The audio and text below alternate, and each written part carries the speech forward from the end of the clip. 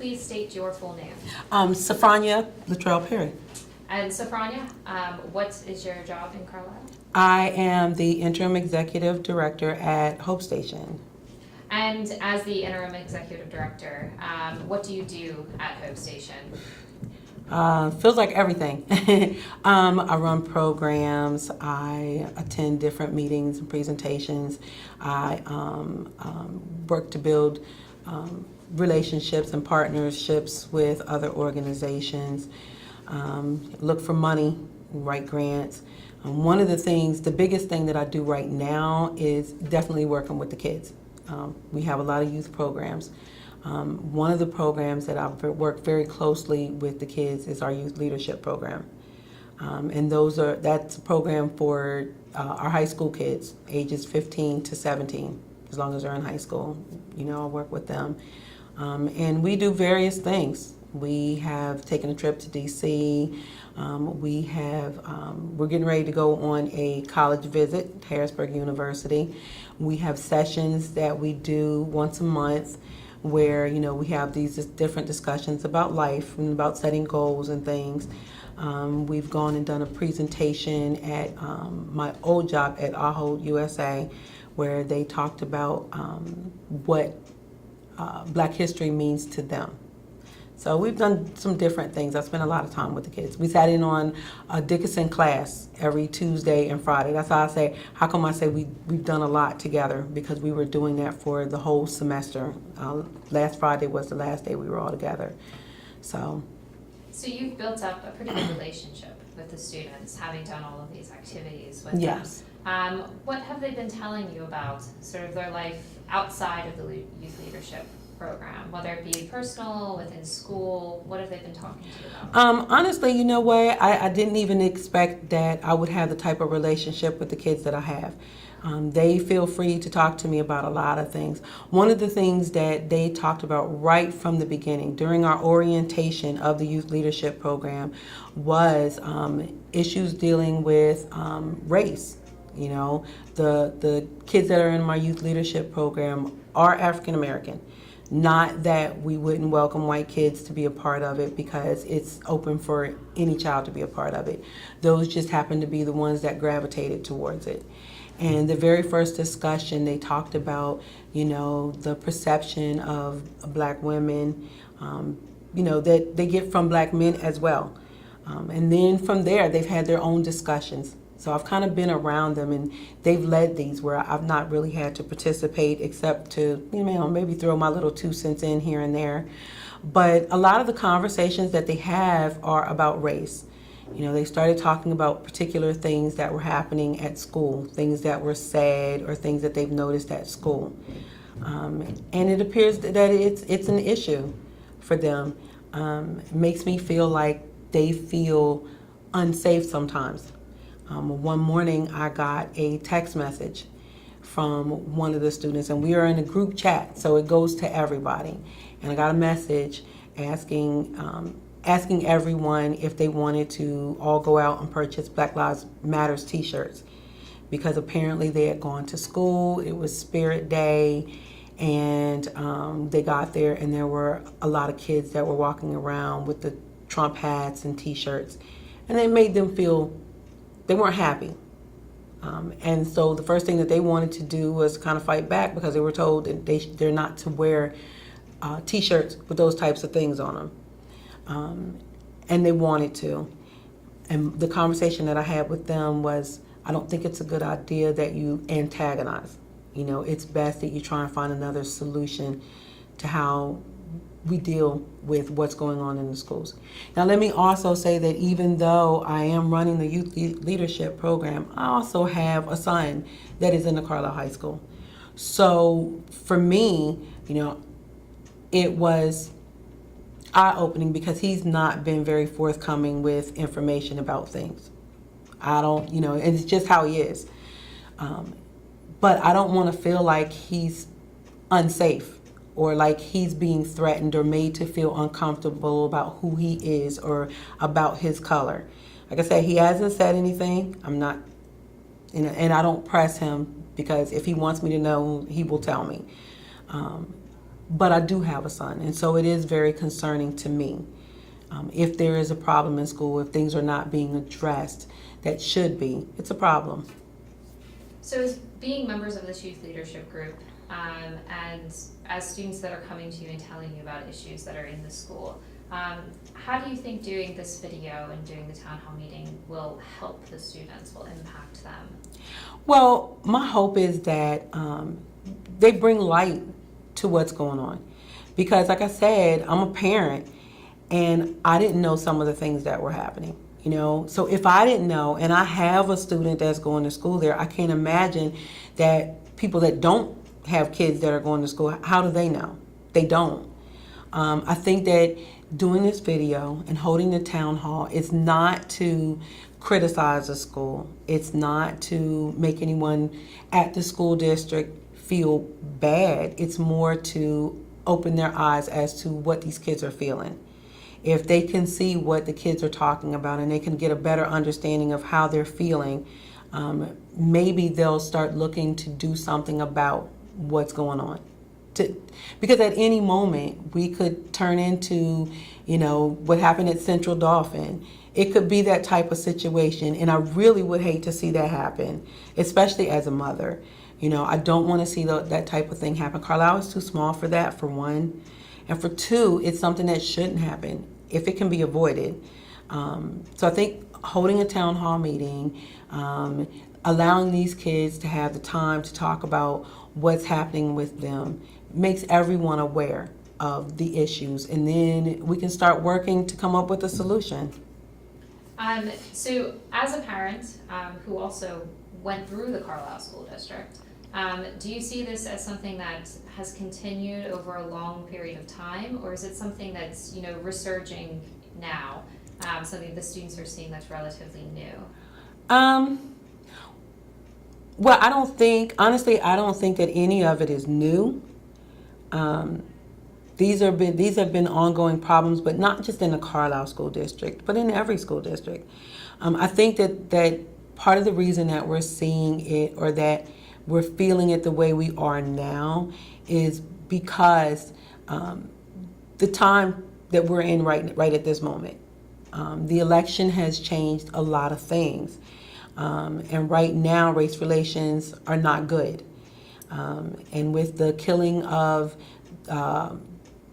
our young men in the streets by police, it hasn't made things any better.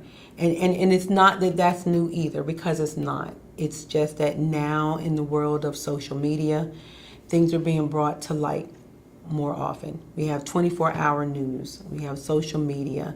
You know, everyone is paying attention to it. And so I think that it's not a new problem. I can't say that I experienced it in school, because I did not.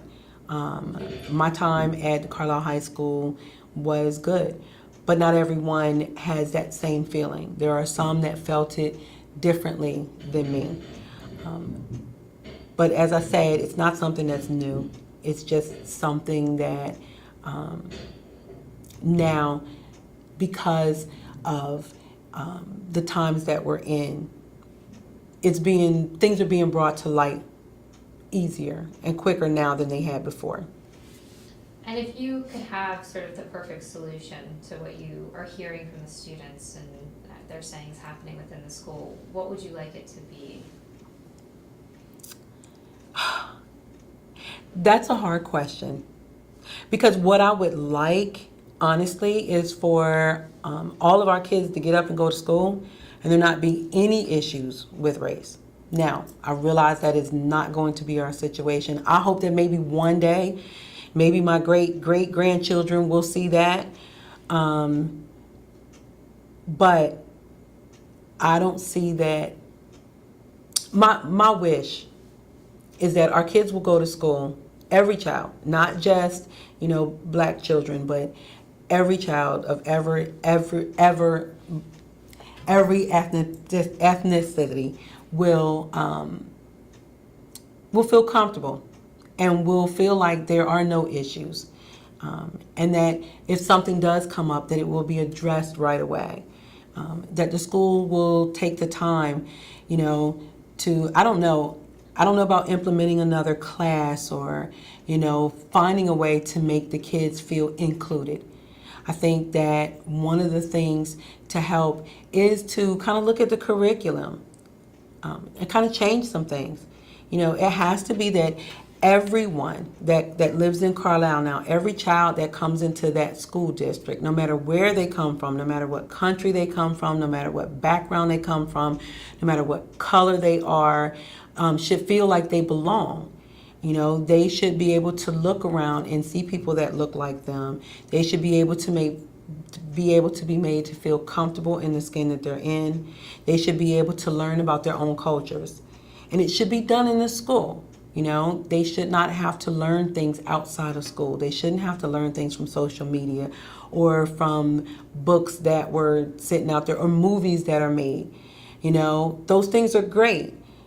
But the school is where they are every day for almost 18 years, except for the summer. So they should feel good about where they're going.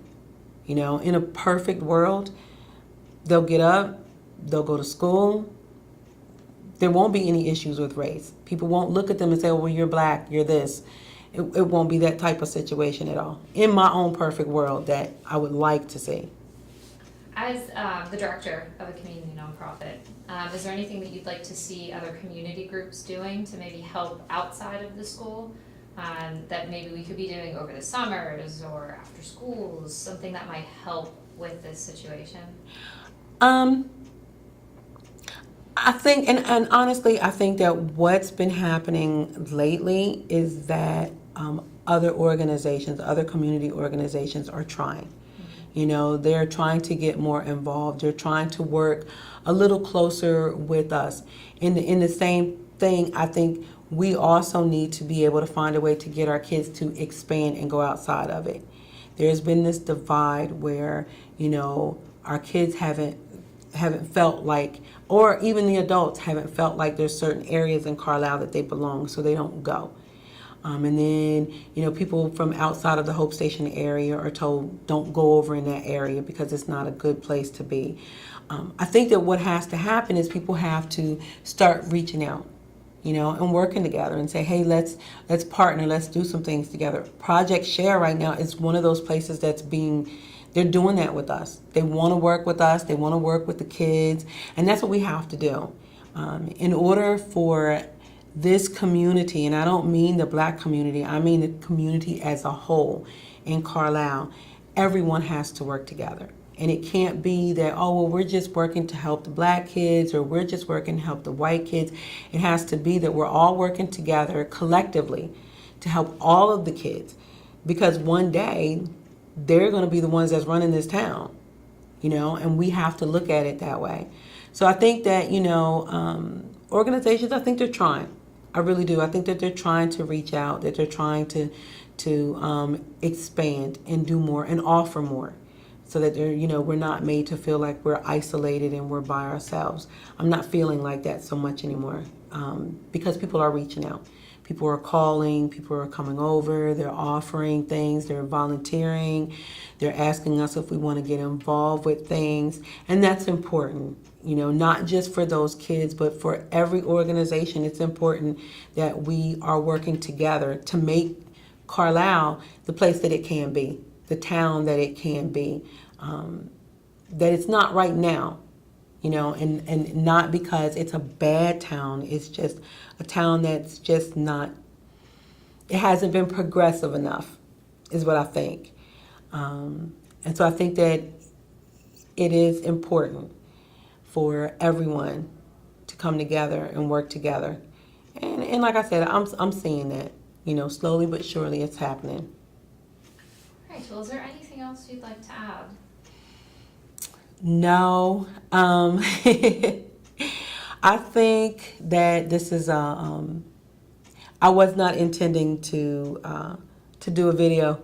I kind of let the kids kind of take it on and do their thing because it wasn't something that was written in for them to do as leadership. But I think that them stepping in and wanting to do this on their own shows their leadership skills and them taking something on. I didn't want to be the voice for them, because I'm not going to school every day experiencing what they're experiencing. I know what it's like. I know what it's like to wake up in my skin, and to have people look at you and think bad of you simply because of the color of your skin. But their initiative and them wanting to do this, I think it's a good thing.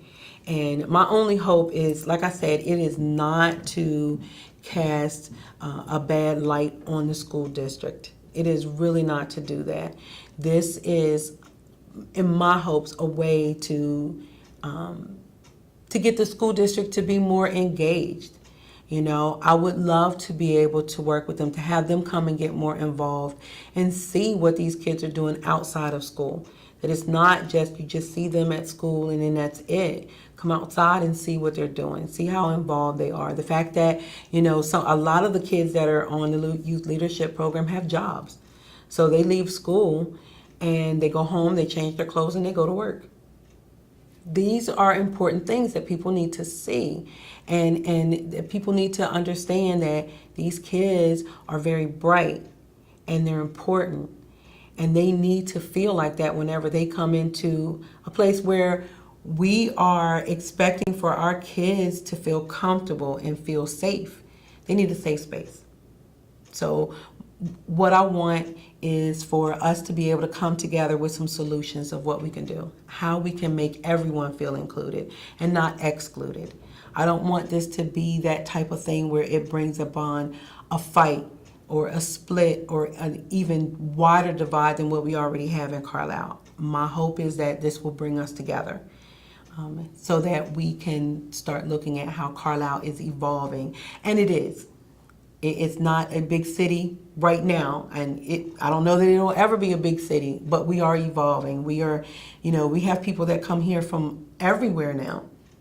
And so we have to find ways to change how we're doing things, because the kids today are different than whenever we were kids. You know, they're smarter. They have more technology in front of them that, you know, allows them to see things that we didn't see before. And so we have to start going with that. We have to change. And so that's all I'm asking, is that we find a way to make our schools feel more safe for all of our kids. Not some, but every last one of our kids. That's it. Well, thank you very much, Safronia. You're welcome. I appreciate you talking with me today. You're welcome.